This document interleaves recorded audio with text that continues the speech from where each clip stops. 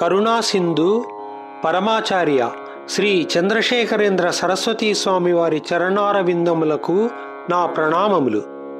వీణ భారతీయ శాస్త్రీయ సంగీతంలోని ఒక ప్రాచీనమైన ప్రాముఖ్యత గల శ్రావ్యమైన తంత్రీ వాద్య పరికరం. ముఖ్యంగా కర్ణాటక సంగీత విధానంలో వీణ ప్రముఖంగా వాడబడుతుంది. వీణ శివుడు, బ్రహ్మ, సరస్వతి, నారదుడు, తుంబురుడు వంటి దేవతలతో సంబంధం ఉన్న పవిత్రమైన వాద్యం.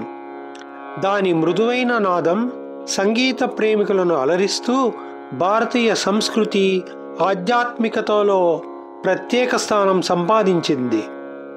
నిజమైన వీణా కళాకారులు భగవంతుని చేరుకునే దైవత్వాన్ని పొందేటందుకు ఏ విధమైన జపము, ధ్యానము, పూజ వంటి సాధనలు, కర్మలు చేయవలసిన పని లేదని పరమాచార్య శ్రీ చంద్రశేఖరేంద్ర సరస్వతీ స్వామి వారు దైవతిన్ కురల్ అనే తమ రచనలో తెలిపారు.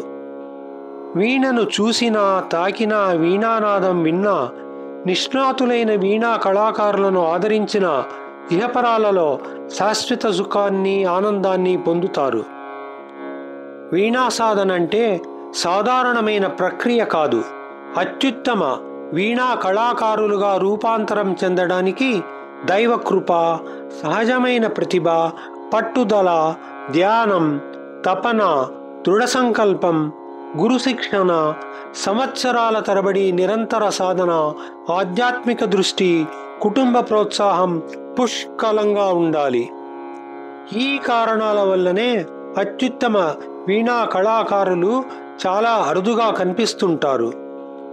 వీణా సాధన అనేది భగవత్ సంకల్పంతో కలిసిన సంగీత యోగమనే చెప్పాలి. అందుకే మహాస్వామి వారు అటువంటి కళాకారులను గుర్తించి తమ ప్రోత్సాహాన్ని, సంపూర్ణ శుభాశిస్సులను అందచేసి వారికి అత్యుత్తమమైన స్థానాన్ని కలిగిస్తుంటారు.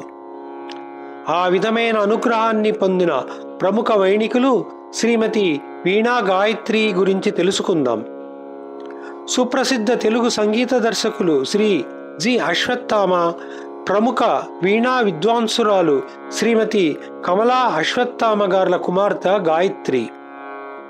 ఈ కుటుంబం ఆంధ్రప్రదేశ్ పశ్చిమ గోదావరి జిల్లా నరసాపురం నుండి మద్రాసుకు వచ్చి స్థిరపడింది. అశ్వత్థామ ఎప్పుడూ ఆధ్యాత్మిక ధోరణితో, దైవ చింతనతో గురువుల సేవలో ఉండేవారు. ఆయన దేవీ ఉపాసకులు, గొప్ప సంగీత విద్వాంసులు. చలనచిత్రాలకు సంగీత దర్శకుడిగా ఉంటూ ఏ కొంచెం సమయం దొరికినా దేవీ ధ్యానం చేస్తూ ఉండేవారు.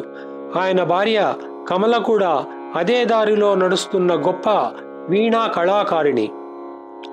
1959లో జన్మించిన గాయత్రికి తల్లిదండ్రులే వీణా సాధనలో తొలి గురువులు.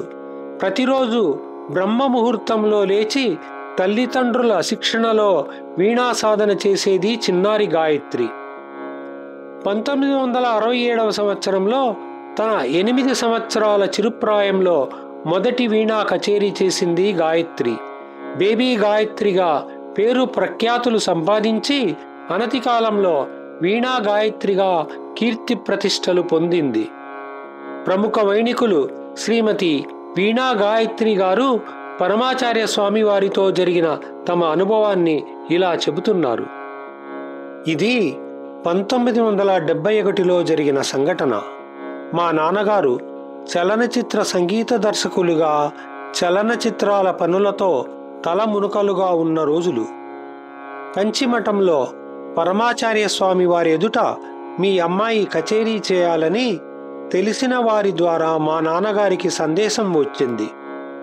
ఆ ఆహ్వానానికి నా తల్లిదండ్రులు ఉప్పొంగిపోయారు. మహాస్వామి వారి ముందు వీణ వాయించడం 11 సంవత్సరాల వయసులో ఉన్న నా పూర్వజన్మ సుకృతంగా వారు భావించారు. జ్వరంతో బాధపడుతున్న నేను ఈ అవకాశాన్ని సద్వినియోగం చేసుకుంటానో లేదో అని నా తల్లిదండ్రులు ఆందోళన పడసాగారు. ఆ రోజు తెల్లవారుజామున మగత నిద్రలో ఉన్న నన్ను లేపి సమీపంలోని ఒక గ్రామంలో కచేరీ చేయాలని, అది మళ్ళా వచ్చే అవకాశం కాదని చాలా అరుదైన గొప్ప అవకాశమని చెప్పారు. నేను చేయగలను అని చెప్పగానే మా అమ్మ వెంటనే నా వీణకు తీగలు సరిచేసి మా అందరికీ బట్టలు ఒక సూట్ కేసులో సర్దేసింది. మా నాన్న వెంటనే ఒక ప్రైవేటు టాక్సీని పిలిపించారు. మేము తయారయ్యి వెంటనే కారులో బయలుదేరాము. కంచిమఠంలో పరమాచార్య స్వామి వారు చేసే చంద్రమౌళీశ్వర పూజలో నేను వీణ వాయించాలని, మేము కాంచీపురం వెళ్తున్నామని నాకు మా ప్రయాణంలో మా నాన్నగారి ద్వారా తెలిసింది. సరాసరి మఠానికి వెళ్ళిపోయాము. కంచిమఠంలోని ఆ పెద్ద పూజా మందిరం ఎందుకో ఆ రోజు భక్తులతో పూర్తిగా కిక్కిరిసిపోయి ఉంది. మహాస్వామి వారికి భక్తులకు మధ్యలో ఉన్న స్థలంలో నా వీణా కచేరీకి ఏర్పాటు చేశారు. మహాస్వామి వారు పూజలో పూర్తిగా నిమగ్నమై ఉన్నారు. భక్తులు నిశ్శబ్దంగా స్వామివారు చేసే పూజను భక్తిపూర్వకంగా చూస్తున్నారు. చుట్టూ ఉన్న వాతావరణం భక్తితో నిండిపోయి ఉన్నట్లు నాకు అనిపించింది. నేను స్వామివారు పూజ చేస్తున్న చోట కూర్చొని వీణ తీసుకుని కచేరీ ప్రారంభించాను. స్వామివారు తమ చెయ్యి చాచి కుంకుమ పూజ చేయడం నాకు ఇప్పటికీ గుర్తుంది. అలా చాపిన చెయ్యిని అలాగే ఉంచి స్వామివారు అమ్మవారికి కుంకుమార్చనని చేస్తున్నారు. మధ్య మధ్యలో వీణ వాయిస్తున్న నన్ను చూస్తూ మళ్ళీ పూజ చేస్తున్నారు. నేను చిన్నపిల్లని కావడం, జ్వరంతో ఉండటం వల్లనేమో ఆ రోజు వీణ మీద ఏమి వాయించానో నాకు అంతగా గుర్తులేదు. నేను ఎంతసేపు వీణ వాయించానో గుర్తులేదు. కానీ ఎలాగో అలా నా కచేరీ పూర్తి చేశాను. ఎవ్వరూ చప్పట్లు కొట్టలేదు. అది నాకు చాలా ఆశ్చర్యం వేసింది. స్వామివారు పూజ చేస్తున్నారు కాబట్టి ఆ సందర్భంలో ఎవరు చప్పట్లు కొట్టరు అని చిన్నపిల్లనైన నేను అర్థం చేసుకోలేకపోయాను. బహుశా నేను సరిగ్గా కచేరీ చేయలేదేమో, అందుకే చప్పట్లు కొట్టలేదు అనుకున్నాను. కచేరీ అయ్యాక అందరం పెరియవా వద్దకు వెళ్ళి నమస్కరించాము. మా నాన్నగారు స్వామివారికి సాష్టాంగం చేశారు. స్వామివారు మౌనం పాటిస్తూ మాట్లాడకుండా తన చేతులను పైకెత్తి మమ్మల్ని ఆశీర్వదించారు. మహాపెరియవ మౌనవ్రతంలో ఉన్నారు. ఆయన ఈరోజు ఎవరితోనూ మాట్లాడరు అని మాకు మఠం సేవకులు తెలియచేశారు. తర్వాత మేము మఠంలోనే భోజనం చేశాము. మేము చెన్నై బయలుదేరేందుకు సిద్ధమవుతున్నప్పుడు కంచిమఠం సిబ్బంది మమ్మల్ని ఆగమని వెళ్ళవద్దని చెప్పారు. దాంతో మేము చెన్నైకి ప్రయాణం మానుకున్నాము. ఎందుకు ఆగమన్నారో మాకు అర్థం కాలేదు. కొద్దిసేపటిలో మఠం నిర్వాహకుడు పరిగెత్తుకుంటూ వచ్చి, ఈ సాయంత్రం ఉరిక్కై గ్రామంలో మహాప్రియవ సమక్షంలో మళ్ళీ మీ అమ్మాయి వీణ వాయించాలి అని తెలియచేశారు. మేము ఉరిక్కై గ్రామం చేరి చాలాసేపు అక్కడ వేచి ఉన్నాము. చివరకు ఒక చిన్న గుడిసెలాంటి ప్రదేశానికి మమ్మల్ని తీసుకెళ్లారు. అక్కడ జనసంద్రం కూడా చాలా ఉన్నది. మమ్మల్ని లోపలికి తీసుకెళ్లి వీణను సిద్ధం చేసుకోవాలని కోరారు. కిక్కిరిసిన జనంతో నిండిన ఆ చోటులో ఏం జరుగుతుందో అర్థం చేసుకోవడం నా చిన్న మనసుకు కష్టమైంది. నా తండ్రి నా పక్కనే ఉన్నారు, నాకు ధైర్యం ఇచ్చేందుకు. అక్కడ మైక్ లేదు, మృదంగం లేదు, తంబూరా కూడా లేదు. అయినా శ్రీ చంద్రమౌళీశ్వర పూజ సమయంలో నేను అనుభవించినట్లే నా లోపల నిశ్శబ్దత మళ్లీ ఆవరించింది. భయంతో నేను చుట్టూ చూశాను. స్వామివారు ఆ చిన్న గుడిసెలో బస చేస్తున్నారు. అక్కడ చాలా మంది భక్తులు ఉన్నారు. ఒక మూలన స్వామివారు కాషాయ వస్త్రధారుడిగా చేతిలో కర్రతో 2 కాళ్ళు పక్కకు మడిచిపెట్టి మౌనంగా కూర్చున్నారు. స్వామివారు కూర్చున్న చోటులో పూర్తిగా వెలుతురు లేదు. కానీ సాయంకాలపు సూర్యకాంతి స్వామివారి మీద కొద్దిగా పడుతోంది. అక్కడకు వెళ్ళగానే ఏదో మహత్తరమైన శక్తి నన్ను ఆవరించినట్లయింది. ఇది నా హృదయంలో ముద్రించుకుపోయినా ఎప్పటికీ నా స్మృతిని వీడని సంఘటన. పాపా, వీణ వాయించు వాయించు అని మఠం అధికారులు నన్ను ప్రోత్సహించారు. నేను వీణ వాయించడం ప్రారంభించాను. ఆ రోజు స్వామివారు మౌనవ్రతంలో ఉన్నారు. నేను నా వీణతో కూర్చొని వాయించడం మొదలుపెట్టాను. స్వామివారు కాసేపు విన్నారు. మళ్ళీ ఇంకొకటి, మళ్ళీ ఇంకొకటి, ఇంకొకటి అని చేతులతో సైగ చేస్తున్నారు. నేను అలా ఎంతసేపు కచేరీ చేశానో గుర్తులేదు. నేను ఏం వాయించానో తెలియదు. కానీ నా శరీరం పూర్తిగా చెమటతో తడిసిపోయింది. నా శరీర ఉష్ణోగ్రత ఒక్కసారిగా తగ్గిపోయింది. నా తండ్రిని చూస్తూ నేను సరిగానే వాయిస్తున్నానా అని నిర్ధారించుకోవాలనుకున్నాను. కానీ ఆశ్చర్యంగా ఆయన ఎప్పటిలా నాకు సంకేతాలు ఇవ్వలేదు. ఆయన కూడా పూర్తిగా మహాపెరియవా ధ్యానంలో లీనమైపోయి ఉన్నారు. అప్పుడు నేను చాలా చిన్నదాన్ని.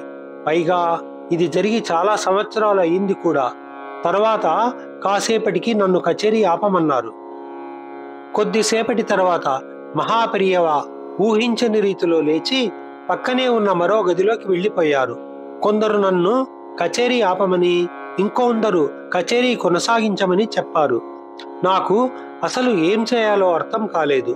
మహాపెరియవా వెంటపోయిన వ్యక్తి తిరిగి వచ్చి, లేవద్దు, అలాగే కూర్చుని ఉండండి అని సంకేతంగా చెప్పాడు. మేమంతా ప్రశాంతంగా వేచి చూశాం. కొద్దిసేపటికి స్వామివారు చేతిలో గంధం చెక్కతో, తులసి పూసలు, ఏలకులు, మరికొన్ని వస్తువులతో తయారు చేయబడి ఉన్న కిరీటం ఒకటి తీసుకుని బయటకు వచ్చారు. దానిపై సంస్కృతంలో ఓం అనే అక్షరాన్ని లవంగాలతో పొదిగించి చేయించారు. తమ చేతిలో ఉన్న కిరీటాన్ని నాకు ఇవ్వవలసిందిగా అక్కడున్న వారితో సైగ చేశారు. వారు వచ్చి ఆ కిరీటం నాకు ఇచ్చారు. నేను భయభక్తులతో ఆ కిరీటాన్ని స్వీకరించాను. స్వామివారు తమ చేతిని తలపై పెట్టుకుని కిరీటాన్ని నా తలపై ధరించవలసిందిగా నాకు సైగ చేశారు. నేను బాల్య చాపల్యం వల్ల ఏమి చెయ్యాలో తెలియక నవ్వుతున్నాను. అక్కడ ఉన్నవాళ్ళు, కిరీటం పెట్టుకో పాపా అని అనడంతో నేను ఆ కిరీటాన్ని తలపై పెట్టుకున్నాను.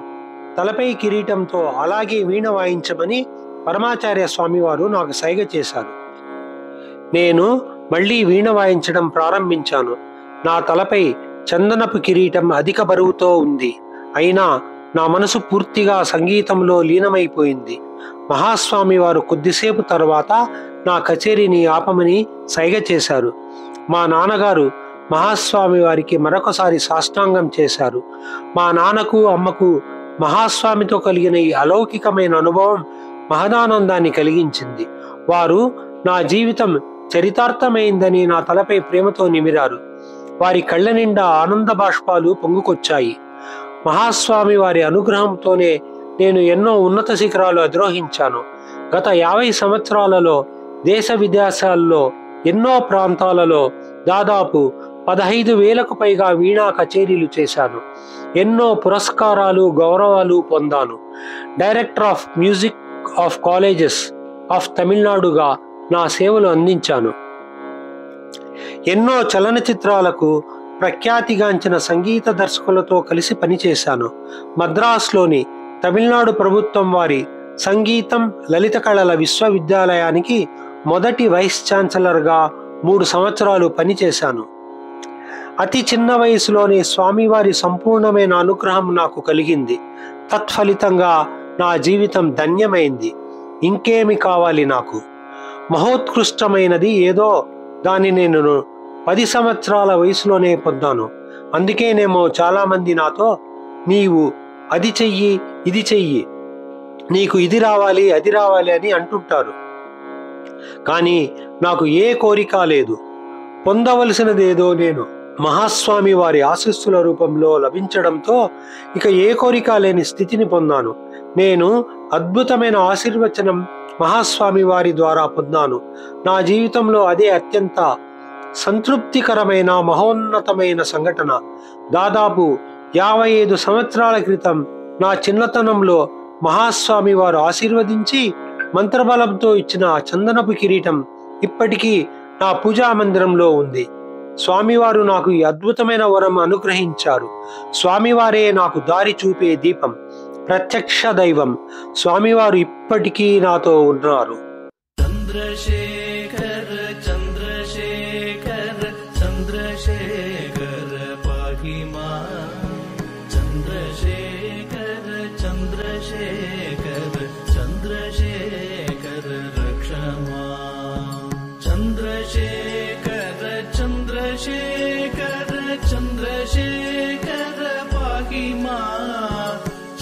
चन्द्रशेखर चन्द्रशेखर चन्द्रशेखर